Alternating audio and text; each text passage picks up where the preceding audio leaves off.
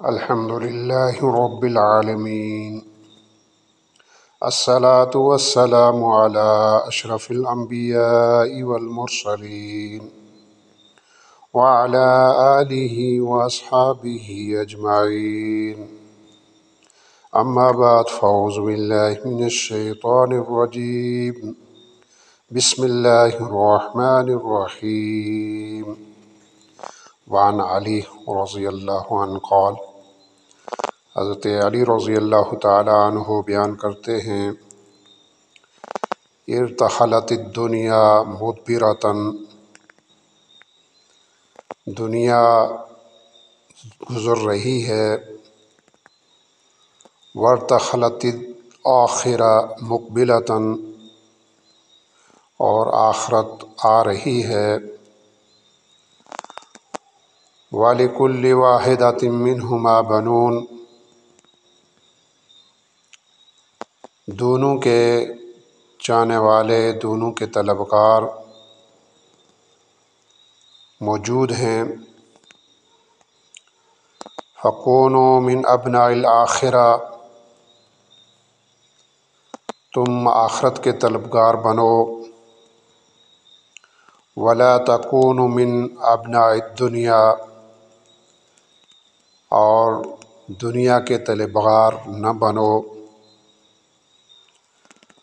فَإِنَّ الْيَوْمَ عَمَلٌ وَلَا حِسَابَ، آج عمل کا وقت ہے اور حساب نہیں ہے۔ وَغَدًا حَسَابٌ وَلَا عَمَلَ، اور کل حساب کا وقت ہوگا اور عمل نہیں ہوگا۔ اس حدیث کے راوی حضرت علی رضی اللہ تعالیٰ عنہ ہیں، اور وہ روایت کرتے ہیں کہ حضور صلی اللہ علیہ وسلم نے ارشاد فرمایا کہ دنیا گزر رہی ہے اور آخرت آ رہی ہے، دونوں کے طلبگار موجود ہیں، دونوں کے طلبگار ہیں، یعنی کچھ دنیا کے طلبگار ہیں اور کچھ آخرت کے طلبگار ہیں۔ تو نبی صلی اللہ علیہ وسلم نے فرمایا کہ تم آخرت کے طلبگار بنو اور دنیا کے طلبگار نہ بنو، کیونکہ آج عمل کا وقت ہے اور حساب نہیں ہے، اور کل حساب کا وقت ہوگا اور عمل نہیں ہوگا۔ اس حدیث سے یہ بات واضح ہوئی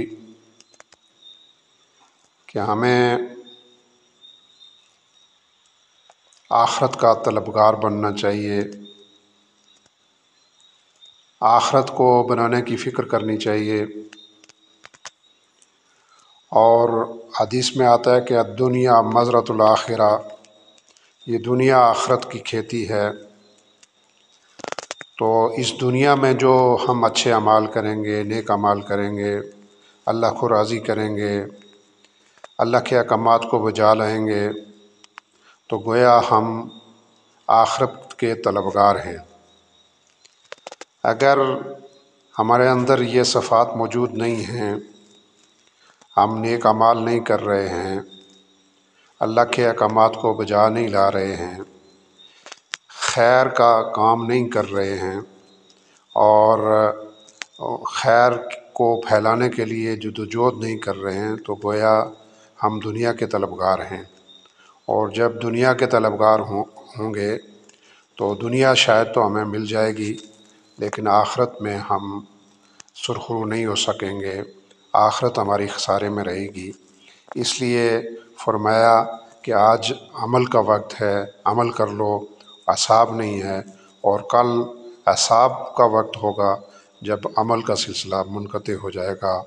اللہ سے دعا ہے کہ اللہ تعالی ہمیں نیک اعمال کی توفیق عطا فرمائے، برے اعمال سے بچائے، اور آخرت کی زندگی کو سامنے رکھتے ہوئے یہ مختصر سی زندگی گزارنے کی توفیق عطا فرمائے۔